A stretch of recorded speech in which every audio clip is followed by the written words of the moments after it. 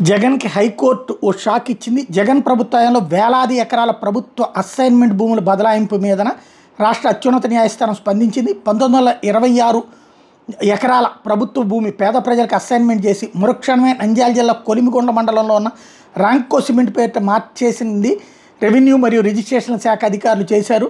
ఇదో పెద్ద కుంభకోణం అంటూ ప్రభుత్వ భూమిని పేదలకు పంచామన్న నెపంతో వేలాది ఎకరాల కార్పొరేట్ సంస్థలకు దోచిపెట్టారని నంద్యాల జిల్లా కొలిమిగండ్ల మండలానికి చెందినటువంటి వంకదార చినచెన్నప్ప హైకోర్టులో పిటిషన్ దాఖలు చేశారు.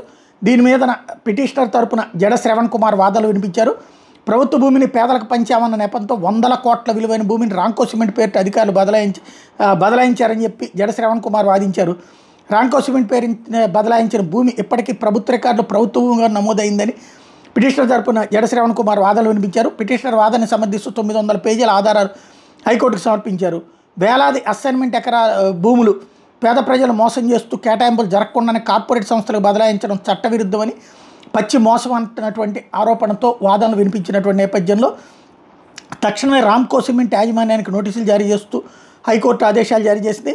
ప్రిన్సిపల్ సెక్రటరీ, పంచాయతీరాజ్, రెవెన్యూ మరియు జిల్లా కలెక్టర్ని కౌంటర్ దాఖలు చేయమని చెప్పి ఆదేశిస్తూ 3 వారాలకి వాయిదా పడింది. ఇది జగన్ ప్రభుత్వ హయాంలోని కుంభకోణం అంటూ ఈ ఆర్గ్యుమెంట్ నడిచింది.